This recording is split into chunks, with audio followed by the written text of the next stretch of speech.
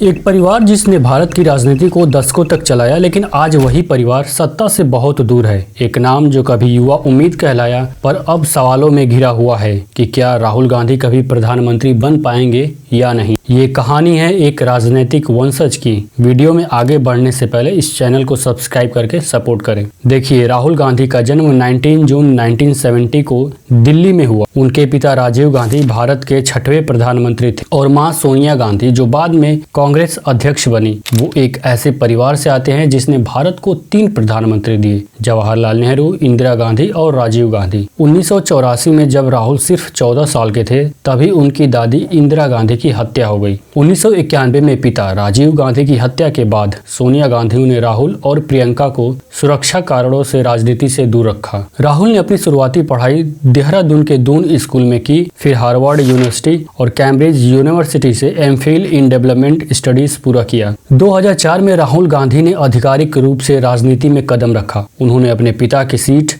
अमेठी, जो कि उत्तर प्रदेश में है, वहां से चुनाव लड़ा और 1 लाख से अधिक वोटों से जीत दर्ज की। 2007 में राहुल गांधी को इंडियन यूथ कांग्रेस और NSUI का इंचार्ज बनाया गया। उन्होंने युवाओं को राजनीति में लाने की पहल की और 2009 में कांग्रेस ने ऐतिहासिक जीत दर्ज की, जहां कांग्रेस को 206 सीटें मिली, वहीं NDA को 116 सीटें मिली। राहुल की छवि एक युवा चेहरा और आशा का प्रतीक के रूप में लोग देखने लगे, लेकिन जैसे जैसे कांग्रेस सत्ता में रही, भ्रष्टाचार ने कांग्रेस को कमजोर कर दिया। जैसे कि 2008 में 2G स्कैम, जिसमें 1.76 लाख करोड़ का घोटाला हुआ। 2010 का कॉमनवेल्थ गेम स्कैम, जिसमें 70,000 करोड़ का घोटाला हुआ। 2012 का कोल स्कैम, जिसमें 1.86 लाख करोड़ का नुकसान हुआ। इस कोल स्कैम में मनमोहन सिंह की ईमानदारी पर भी दाग लग गया। 2014 में भारतीय राजनीति का टर्निंग पॉइंट साबित हुआ, जब नरेंद्र मोदी के नेतृत्व में बीजेपी ने ऐतिहासिक जीत हासिल की। बीजेपी ने 543 में से 282 सीटों पर जीत दर्ज की और कांग्रेस गिर गई सिर्फ 44 सीटों पर। यह कांग्रेस के इतिहास का सबसे बुरा प्रदर्शन था। राहुल गांधी पर सवाल उठने शुरू हुए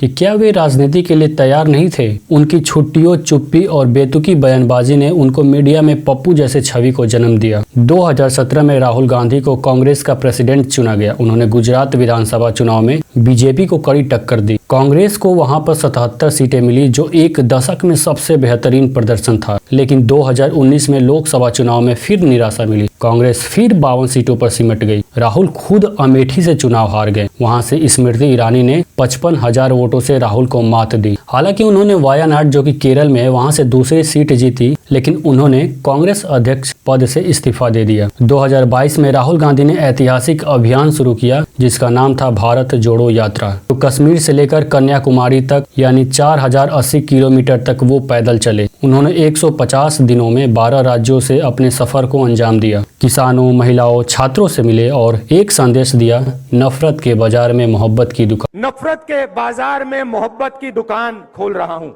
इस यात्रा ने उनकी छवि को पूरी तरह बदल दिया। सोशल मीडिया पर भी उनके समर्थकों की संख्या तेज से बढ़ी। 2023 में राहुल गांधी ने विपक्षी दलों को एकजुट करने की कोशिश की और इंडिया अलायंस का गठन हुआ। हालांकि इस गठबंधन में बहुत मतभेद है, पर राहुल गांधी अब विपक्ष के मुख्य चेहरा बन चुके हैं। 2024 के चुनाव में बीजेपी फिर जीती, लेकिन कांग्रेस ने सीटें बढ़ाई। 52 से लगभग 100+ तक पहुंच गए। इस परिणाम ने दिखाया कि राहुल की जमीनी पकड़ धीरे धीरे वापस आ रही है। अब सवाल यही है, क्या राहुल गांधी प्रधानमंत्री बन सकते हैं? तो कानूनी रूप से तो पूरी तरह योग्य हैं वो प्रधानमंत्री बनने के लिए, पर राजनीतिक रूप से उनके पास अनुभव और विचार दोनों हैं, लेकिन रास्ता अभी भी आसान नहीं है। जब तक कांग्रेस संगठन के रूप में मजबूत नहीं होगी, तब तक राहुल का सपना अधूरा रहेगा। अगर आने वाले वर्षों में कांग्रेस दोबारा जनता से जुड़ती है, शायद भारत फिर एक गांधी को प्रधानमंत्री की कुर्सी पर देखे। अभी भी NDA अलायंस को हराना कठिन है। आप लोगों को अगर ये वीडियो थोड़ा भी पसंद आया हो, तो इस चैनल को सब्सक्राइब करके सपोर्ट करें, ताकि ऐसा ही बेहतरीन वीडियो मैं आप लोगों के लिए लाता रहूं।